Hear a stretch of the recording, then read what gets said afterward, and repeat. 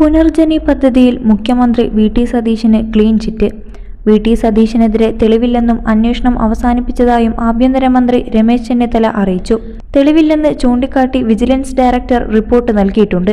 സതീശനെതിരെ vigilance അന്വേഷണം കഴിഞ്ഞ സർക്കാരാണ് നടത്തിയത്. എറണാകുളം ആസ്ഥാനമായ മണപ്പാട്ട് ഫൗണ്ടേഷൻ എന്ന സ്ഥാപനം വഴിയാണ് പണം എത്തിയത്. അതിൽ സതീശന് പങ്കുണ്ടെന്ന് കണ്ടെത്താൻ കഴിഞ്ഞിട്ടില്ലെന്നും അദ്ദേഹം മാധ്യമങ്ങളോട് വ്യക്തമാക്കി. LDF കാലത്ത് പുനർജനി പദ്ധതിയിലെ അന്വേഷണം കേന്ദ്ര ഏജൻസികൾക്ക് വിടാൻ ഒരുങ്ങിയിരുന്നു. കേസ് രാഷ്ട്രീയ പ്രേരിതമായിരുന്നു. നേരത്തെ വിജിലൻസ് തെളിവ് കണ്ടെത്തിയിട്ടില്ലെന്നും വീണ്ടും അന്വേഷണം നടത്തി ആരോപണങ്ങൾ അടിസ്ഥാനരഹിതമാണെന്ന് കണ്ടെത്തിയെന്നും രമേശ് ചെന്നിത്തല പറഞ്ഞു.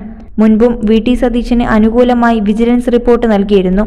സതീശനെതിരെ അഴിമതി നിരോധന വകുപ്പ് പ്രകാരം കേസ് നിലനിൽക്കില്ലെന്നായിരുന്നു റിപ്പോർട്ട്. പുനർജനി പദ്ധതിയുടെ പണം വി.ടി. സതീശന്റെ അക്കൗണ്ടിലേക്ക് വന്നിട്ടില്ലെന്നാണ് വിജിലൻസ് റിപ്പോർട്ടിൽ പറയുന്നത്. UK ആസ്ഥാനമായ മിഡലാൻഡ് ഇന്റർനാഷണൽ എസ് ട്രസ്റ്റ് എന്ന സംഘടനയാണ് വിവിധ വ്യക്തികളിൽ നിന്നും 22,500 പൗണ്ട് സമാഹരിച്ചത്. ഇത് മണപ്പാട്ട് ഫൗണ്ടേഷൻ എന്ന സംഘടനയുടെ അക്കൗണ്ടിലേക്കാണ് വന്നിരിക്കുന്നത്. 21 ലക്ഷത്തോളം സന്തുഷ്ടരായ ഉപഭോക്താക്കളും 2 ലക്ഷത്തോളം തിമിര ശസ്ത്രക്രിയകളും പൂർത്തിയാക്കിയ മലബാറിലെ ഏക കണ്ണാശുപത്രി ആൻസലാമ eye hospital, hospital road, Perinthalmanna. ഇതിൽ ഫെറ നിയമത്തിലെ 3(2)(a) ലംഘനം നടന്നിട്ടുണ്ടോ എന്നതിൽ CBI അന്വേഷണം നടത്തണമെന്നാണ് ആവശ്യപ്പെട്ടിരുന്നത്.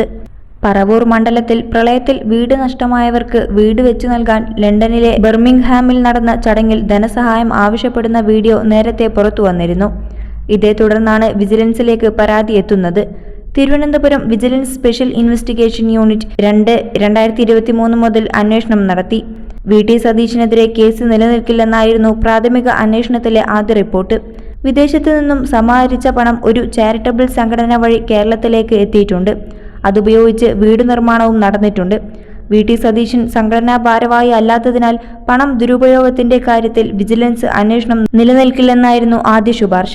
എന്നാൽ വിദേശ നാണ്യ വിനിമയ ചട്ടത്തെക്കുറിച്ച് പരിശോധന നടത്തി റിപ്പോർട്ട് നൽകാൻ അന്നത്തെ വിജിലൻസ് ഡയറക്ടർ യോഗേഷ് ഗുപ്ത വീണ്ടും നിർദ്ദേശം നൽകി. അതേ തുടർന്ന് CBI അന്വേഷണത്തിനുള്ള പുതിയ ശുപാർശ നൽകിയിരുന്നു.